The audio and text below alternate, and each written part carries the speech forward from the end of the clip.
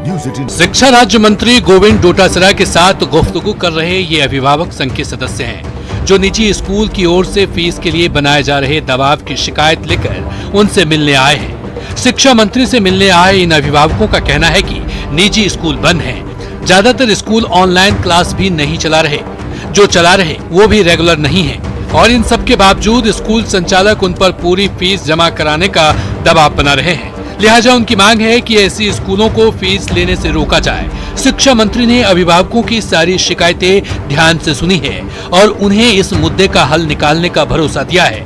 आधे private school वाले मंत्री जी और विभाग का जोर दिखाकर अभिभावकों से 70% फीस मांग रहे थे पूरी, और कुछ स्कूल से पूरी फीस का भी दबाव बना रहे हैं ऑनलाइन क्लासेस के लिए। हमारा बार बार सभी स्कूल्स को और अभी मंत्री जी को भी हमने एक बात बोली है कि ऐसा नहीं है कि कोई भी अभिभावक मुफ्त में अपने बच्चे को ऑनलाइन क्लासेस दिलाना चाहता है। हम ऑनलाइन क्लासेस के नाम पे अपने बच्चे की फीस देने को तैयार हैं, फीस देना चाहते हैं, लेकिन उसके लिए हम 70% या 60% फीस नहीं दे सकते हैं, क्योंकि स्कूल्स का ऑनलाइन क्लासेस के नाम पे इतना खर्चा नहीं हो रहा है।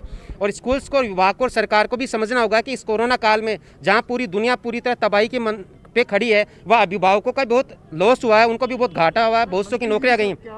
भाई आप और मैं मास्क लगाए बैठे, हमको भी हो रही है, आपको भी हो रही है। कोरोना है, ये कोरोना ने सबको परेशान कर दिया, वरना ये अभिभावक ये वही लोग हैं जो सरकार बनाने के लिए दिन रात मेहनत करते थे।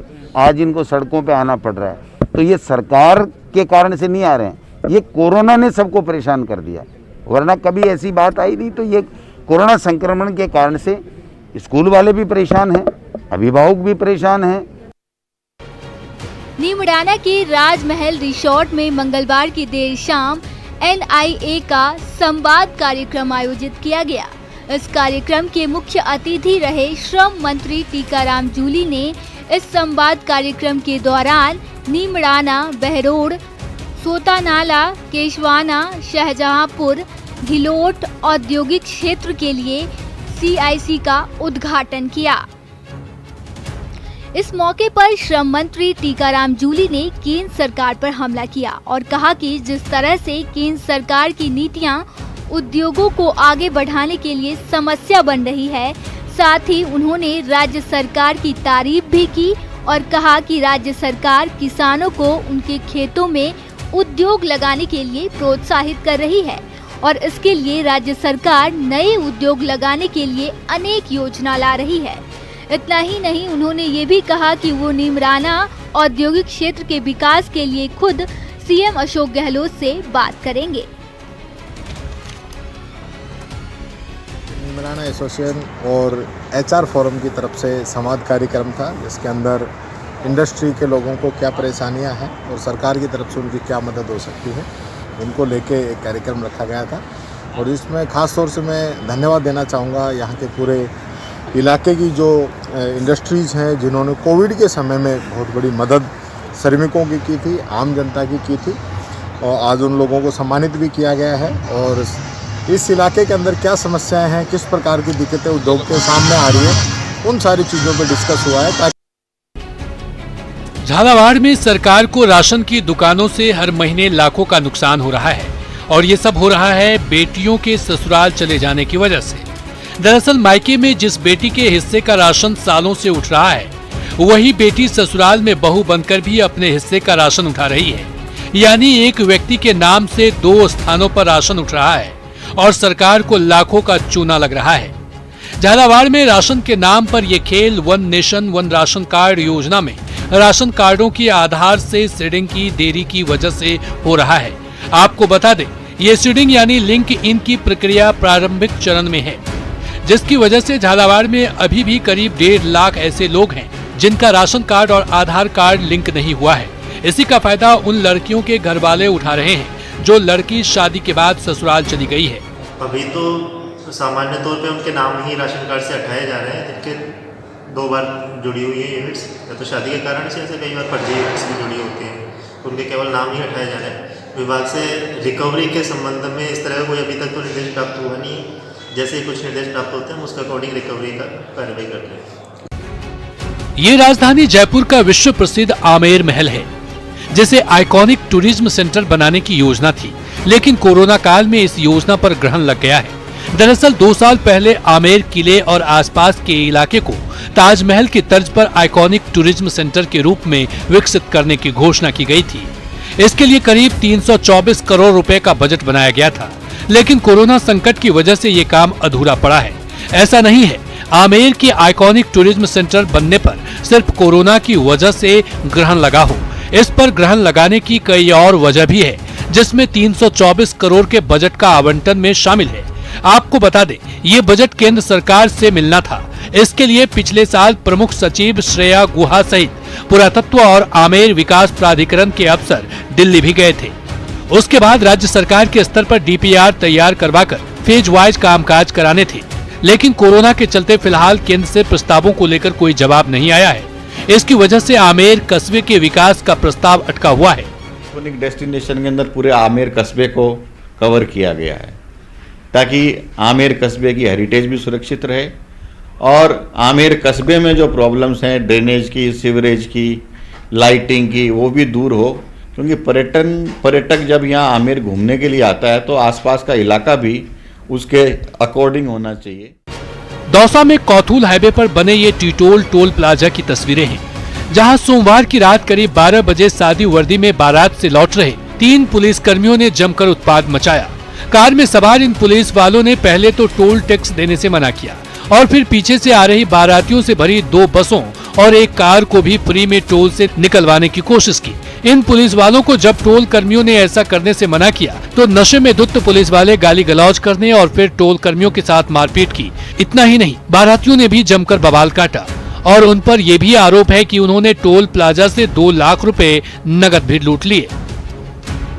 हमारे टोल टैक्स की फीस मांगी गई तो उन्होंने बताया कि हम पुलिस में हैं और पुलिस होने के लिए आईडी कार्ड की ज़रूरत लगती है, तो आईडी कार्ड दिखाने से उन्होंने इनकार कर दिया और उसके बाबत में उन्होंने लड़ाई झगड़े करने स्टार्ट कर दिए, हाथापाई उठाए। कितना क्या नुकसान हुआ? हमारा कम से कम सर 5 लाख 5.5 लाख जैसा लूट हुआ है एंड उसके बाद में 2 से 2.5 लाख रुपए का हमारा नुकसान हुआ है, जो कि टोल बूथ वगैरह अंदर के दरवाजे हमारे जो भी थे वो सब तोड़े गए हैं। इन गहनों की चकाचौंध में किसी का भी ईमान डोल सकता है, वो भी वैसे मौके पर जब इसका मालिक आसपास ना हो और ये कहीं यूं ही पड़ा हो। लेकिन सीकर के लक्ष्मणगढ़ के वार्ड नंबर 19 के रहने वाले मुकेश ऐसे नहीं थे। वो जब बस से गलती से गहनों से भरा ये बैग लेकर उतर पड़े तो इसके असली मालिक के पास लौटाने को परेशान हो उठे। दरअसल मुकेश चेजारा लक्ष्मणगढ़ बस से जब उतर रहे थे तो गलती से अपने बैग के साथ एक और बैग घर ले आए जो गहनों से भरा था। इसकी जानकारी मिलते ही उन्होंने तुरंत पुलिस को खबर की और पुलिस ने फतेहपुर में उस बस को रुकवाकर महिला की जानकारी ली और फिर ये बैग उन्हें वापस कर दिया। मुकेश की ईमानदारी की चर्चा पूरे प्रदेश में हो रही है। ये कोई एक लेडीज थी सुबिता नाम की, वो सीकर से बस में बैठी थी, प्राइवेट बस थी और अपना सामान था वो उसने डिग्गी में रख दिया। जो सामान उसमें बैग रखा, बैग में कीमती गहने आभूषण थे सोने के, जो कुछ 6 तारीख को उनकी शादी थी, शादी में लेकर जाना चाह रही थी। तो डिग्गी में सामान और भी यात्रियों का था। सामान किसी लक्ष्मणगढ़ में एक मुकेश नाम का कुमाऊं का लड़का था, उसने अपना सामान उतारा तो वो गलती से वो बैग खुद का तो रह गया और दूसरे का अपना वो सामान अपना समझ के ले गया। गजब जुगाड़ है। माल ढोने वाले ट्रैक्टर ट्रॉली के इस्तेमाल से गन्ने की पेराई हो रही है। ये तस्वीर चित्तौड़गढ़ की है। यहाँ गन्ने से रस निकालने के लिए ट्रैक्टर के पहियों से बेल्ट लगाकर पेराई मशीन चलाने का जुगाड़ निकाला गया है। इस जुगाड़ से आजकल यहाँ के कई गाँवों में गन्ने की पेराई की जा रही है और गुड़ बनाकर आसपास के बाजारों के साथ साथ गुजरात के कई इलाकों में भी सप्लाई की जा रही है। चित्तौड़गढ़ के गन्ना किसानों का कहना है कि गन्ना बेचने की जगह गुड़ बनाकर बेचना उनके लिए मुनाफे का सौदा साबित हो रहा है, क्योंकि गुड़ 40 रुपए किलो बिकता है, जिसकी वजह से उनका मुनाफा कई गुना बढ़ जाता है। सर्दी बढ़ने के साथ ही कोटा के चिड़ियाघर में वन्य जीवों के पिंजरों के बाहर पर्दे नजर आने लगे हैं। वन्य जीव को सर्दी से बचाने के लिए पिंजरों पर पर्दे के साथ साथ पिंजरे के अंदर पराल भी बिछा दिए गए हैं। साथ ही कई जगह हीटर भी लगाए गए हैं। पर्दे, पराल और हीटर लगने के साथ साथ जू प्रशासन ने वन्य जीवों को फूड सप्लीमेंट के तौर पर गुड़ और अजवाइन देना शुरू कर दिया है। आपको बता दें, कोटा में चिड़ियाघर प्रशासन की ओर से हर साल वन्य जीवों को सर्दी से बचाने के लिए इसी तरह के इंतजाम किए जाते हैं ताकि उन्हें सर्दी के मौसम में ज्यादा परेशानी न हो। सर्दियों के मौसम में खास इंतजाम किए गए हैं। अपने वन्य जीवों को सुरक्षित रखने के लिए। इसमें पराली का इंतजाम किया गया है, सारे हर्बीवोर्स के केजेस में, एनक्लोजर्स में पराली डाला गया है। साथ ही साथ हीटर का भी इंतजाम किया गया है। वो प्रजाति जो कि ज़्यादा ससेप्टिबल हैं और जिनको गर्मी की आवश्यकता है, उनके लिए स्पेशल हमने हीटर का व्यवस्था किया है, और जिससे कि वो नॉर्मल टेम्परेचर मिल सके उसे। ये तस्वीरें झुंझुनू के चिड़ावा की है, जहां पर बेटियों की शादी में भी वो सभी रस्में निभाई जाती है जो बेटों की शादी के वक्त निभाई जाती है। कुछ सालों पहले तक ये कल्पना करना भी मुश्किल था कि बेटी भी घोड़ी पर बैठेगी, लेकिन अब हालात बदल रहे हैं और बेटियों को भी बेटों की तरह घोड़ी पर बिठाने की परंपरा शुरू हो रही है। खास बात है कि शेखावटी इस मामले में दूसरे इलाकों से काफी आगे है।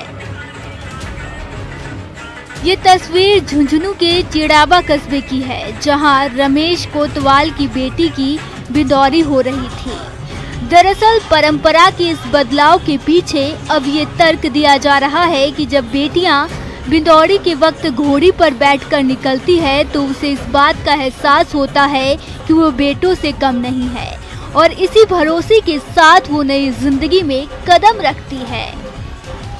मैं बहुत भाग्यशाली हूँ जो मेरे को ऐसे माता पिता मिले जिन्होंने मेरी बेटे की तरह मेरी बनोरी निकाली। ऐसे माँ बाप सबको मिले। मैंने अपनी बेटी को बेटों से ज़्यादा पाला है। उनकी इच्छा थी कि मैं भी लड़कों की तरह घोड़ी पे बैठ के बिनोरी निकालूं, तो मैंने उनकी इच्छा को पूर्ण किया। मेरी आत्मा बहुत ही, मैं खुश हूँ, इतना खुश हूँ कि मैं बता भी नहीं सकता। इस कोरोना काल के अंदर मैं सब चीज़ों का पालन कर रहा हूँ। भरतपुर में आयोजित 24वें अखिल भारतीय महिला कुश्ती दंगल में कामा की अन्नू फौजदार ने डबल धमाल मचाते हुए भारत केसरी और राजस्थान केसरी के खिताब पर कब्जा किया है। वहीं इन दोनों खिताबों में डी की दीक्षा फौजदार उपविजेता रही हैं। अन्नू फौजदार की इस कामयाबी पर दंगल आयोजकों ने विजेता की गुर्ज, शील्ड और नकद राशि देकर सम्मानित किया है। इसके अलावा बाल महिला केसरी के फाइनल में भरतपुर की प्रिय फौजदार ने कुम्हेर की सोनम को पराजित कर विजेता का खिताब जीता है। भरतपुर में ये दंगल महारानी किशोरी व्यायामशाला की ओर से आयोजित की गई थी, जिसमें राजस्थान के अलग अलग जिलों के साथ साथ दूसरे प्रदेशों से भी महिला पहलवानों ने भाग लिया था। इस दंगल की और व्यायामशाला की महिला पहलवान एक तो डीएसपी बनी है कविता पारासर, जो यहाँ की रहने वाली है, अपने लगता मुड़िया की, और करीब 40 लड़कियां पुलिस में गई हैं और करीब 4 बेटियां सेकंड ग्रेड में हैं, एक सब इंस्पेक्टर है, मेरी बेटी 3 और एक भांजी सेकंड ग्रेड में है। हैदराबाद में निकाय चुनाव के दौरान के चंद्रशेखर राव की पार्टी टीआरएस और असदुद्दीन ओवैसी की पार्टी एमआईएम के कार्यकर्ता आपस में भिड़ गए। इस हंगामे की वजह पता नहीं चल पाई, लेकिन इसकी वजह से कुछ देर के लिए पुलिस के सामने चुनौती खड़ी हो, क्योंकि एक बूथ के बाहर दोनों ही पार्टियों के उम्मीदवार और कार्यकर्ता पुलिस की मौजूदगी में ही एक दूसरे को मारने के लिए दौड़ पड़े। पुलिस किसी एक को रोकती तो हमला करने के लिए कोई दूसरा आगे बढ़ जाता। थोड़ी देर के लिए टीआरएस और एमआईएम के इन कार्यकर्ताओं ने पुलिस के पसीने छुड़वा दी। बड़ी मुश्किल से पुलिस इस हंगामे को शांत करवा पाई और उसने एमआईएम के कार्यकर्ताओं को वहां से दूर भेज दिया। इसके बाद पुलिस पर एक तरफा कार्रवाई का आरोप लगाते हुए टीआरएस के कार्यकर्ताओं ने फिर से हंगामा शुरू कर दिया। टीआरएस के कुछ कार्यकर्ताओं ने अपनी कमीजें और कुर्ते फाड़ दिए और चीखते हुए पुलिस पर अपना गुस्सा निकाला। बताया गया कि पुलिस के काफी देर समझाने के बाद ही हंगामा कर रहे लोग शांत हुए। कोलकाता में लोगों तक सरकारी योजनाओं का लाभ पहुंचाने के लिए राज्य सरकार की तरफ से लगाए गए एक शिविर में कोरोना नियमों की अनदेखी की गई। पश्चिम बंगाल में होने वाले विधानसभा चुनावों को देखते हुए ये शिविर ममता सरकार की तरफ से द्वार द्वार सरकार नाम के अभियान के तहत लगाया गया। लेकिन जिस खुले मैदान को प्रशासन ने चुना वहां लोगों की भारी भीड़ जुट गई। हालांकि ज्यादातर लोग कतार में खड़े नजर आए, लेकिन उन्होंने एक दूसरे से 2 गज की दूरी बनानी जरूरी नहीं समझी। जिस जगह कुर्सियों पर बैठे अधिकारी लोगों को सरकारी योजनाओं की जानकारी दे रहे थे, वहाँ भी कई लोग एक दूसरे के बहुत पास खड़े नजर आए। कुछ ही देर में टीएमसी नेता फिरहाद हकीम वहाँ पहुँचे, लेकिन उनके पहुँचते ही कुछ लोग ये भूल गए कि कोरोना का खतरा अब भी बरकरार है। उनके पास कई लोग एक दूसरे से चिपक कर खड़े हो गए। फिरहाद हकीम ने बताया कि इस अभियान के शुरू होने से लोगों को सरकारी दफ्तरों के चक्कर नहीं काटने पड़ेंगे। ममता बंदोपाध्याय बोललेन ना अधिकारीरा मानुषेर दुआरे जाबे। हालांकि बीजेपी ने टीएमसी के इस अभियान को महज दिखावा करार दिया। ये सब केवल नाटक है, जुमला है, दिखाने के लिए। बताया गया कि टीएमसी ने द्वार द्वार सरकार अभियान के तहत राज्य में कई जगह इसी तरह के शिविर लगाए हैं और कई अधिकारियों को इस काम के लिए नियुक्त किया गया है। तमिलनाडु में अगले साल होने वाले चुनाव से पहले वनियार समुदाय के लोगों को आरक्षण देने का मामला तूल पकड़ने लगा। वहां चेन्नई की सीमा पर एस रामदास की पार्टी पीएमके के कार्यकर्ताओं ने इस मुद्दे पर खूब बवाल किया। इन लोगों ने मांग की कि वनियार समुदाय के लोगों को सरकारी नौकरियों और उच्च शिक्षा में 20% आरक्षण मिले और प्रदर्शन करने के लिए सड़कों पर उतर आए। इन लोगों ने चेन्नई चेंगलपट्टू बॉर्डर पर खूब हुड़दंग किया। प्रदर्शन में शामिल पीएमके कार्यकर्ताओं ने एक ट्रेन पर पत्थरबाजी भी की और उसके सामने आकर उसे रोक दिया और चारों तरफ से ट्रेन पर पत्थर फेंकने लगे। एस रामदास की पार्टी पीएमके ने कुछ दिन पहले ही ऐलान कर दिया था कि वो वनियार समुदाय के लोगों को सरकारी नौकरी और उच्च शिक्षा में 20% आरक्षण दिलाने के लिए चेन्नई में प्रदर्शन करेगी। अपने कहे मुताबिक तय तारीख पर पार्टी के कार्यकर्ता राजधानी जाने के लिए रवाना भी हो गए, लेकिन चेन्नई बॉर्डर पर पुलिस की सुरक्षा की वजह से उन्हें रुकना पड़ा। अपने आक्रामक अंदाज के लिए चर्चा में रहने वाले पीएमके कार्यकर्ता ज्यादा देर शांत नहीं रहे। वो दौड़ते हुए आगे बढ़े और एक के बाद एक सड़क पर लगे बैरिकेड उठाकर फेंकने लगे।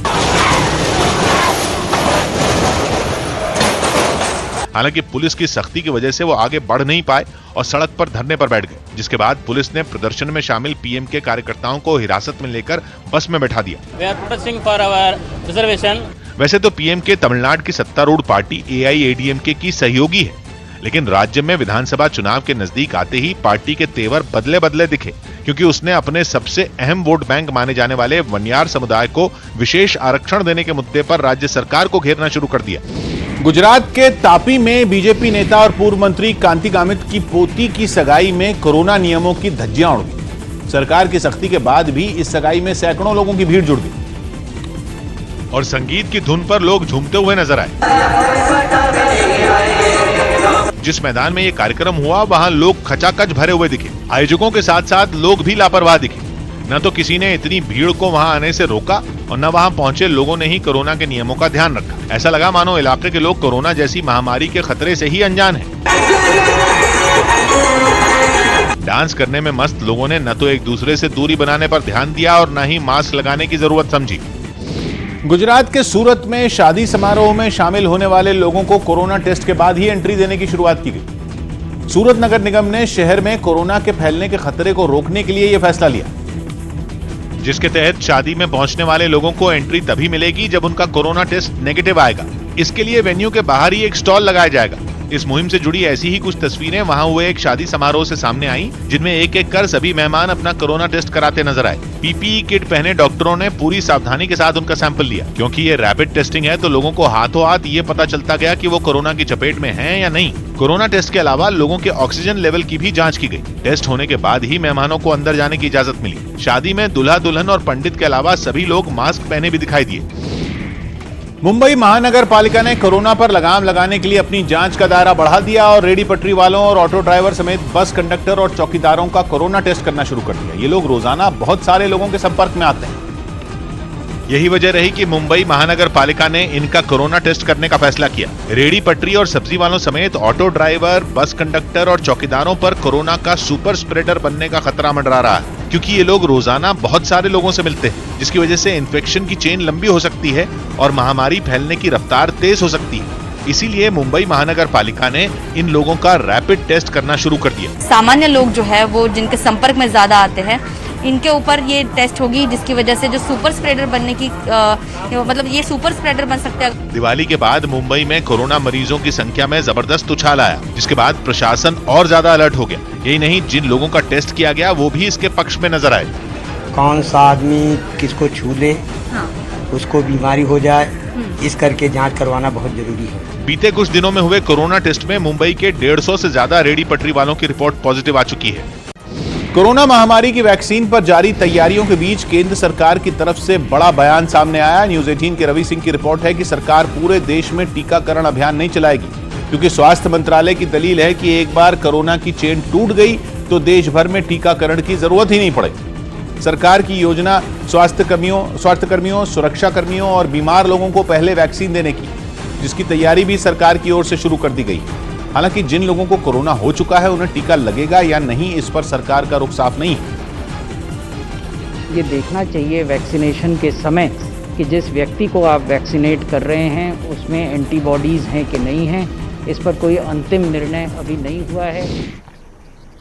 और अब देखते हैं कुछ अंतर्राष्ट्रीय खबरें। पाकिस्तान में विपक्षी पार्टियों के नेताओं ने एक बार फिर इमरान खान के खिलाफ हुंकार भरी।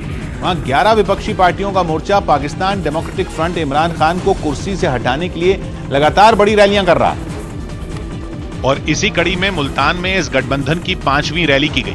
विपक्ष की इस रैली में नवाज शरीफ की बेटी मरियम नवाज और मौलाना फजलुर रहमान जैसे कई नेता शामिल हुए।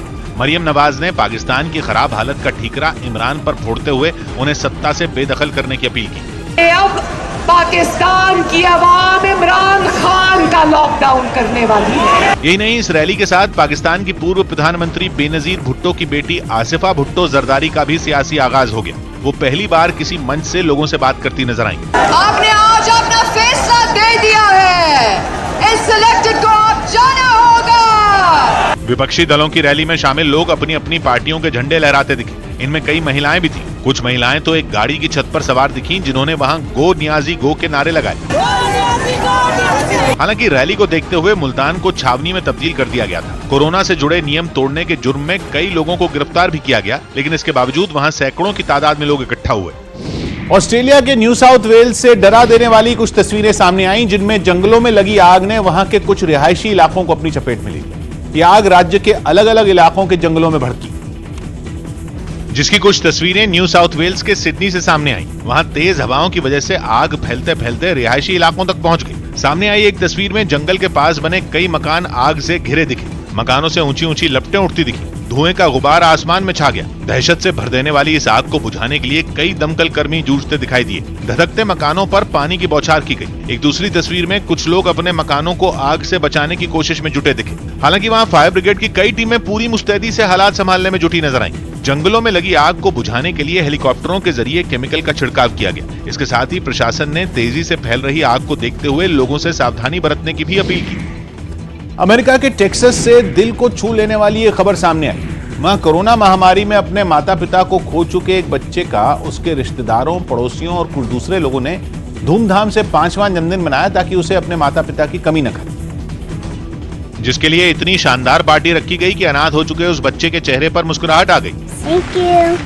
इलाके का दमकल विभाग तक बच्चे को बधाई देने पहुंचा और उसे फायर ट्रक में बैठाकर आसपास घुमाया। इसके बाद बच्चे के घर के सामने से कार परेड निकाली गई। पार्टी में लोग भी ऐसे तैयार होकर पहुंचे जैसे कोई फैंसी ड्रेस कंपटीशन चल रहा हो। कोई सांता क्लॉज बनकर पहुंचा तो कोई बैटमैन बनकर बच्चे के लिए गिफ्ट लेकर आया। कुछ लोग तो डायनासोर के लिबास में बर्थडे पार्टी में शामिल हुए। He does realize, yes, his parents are gone.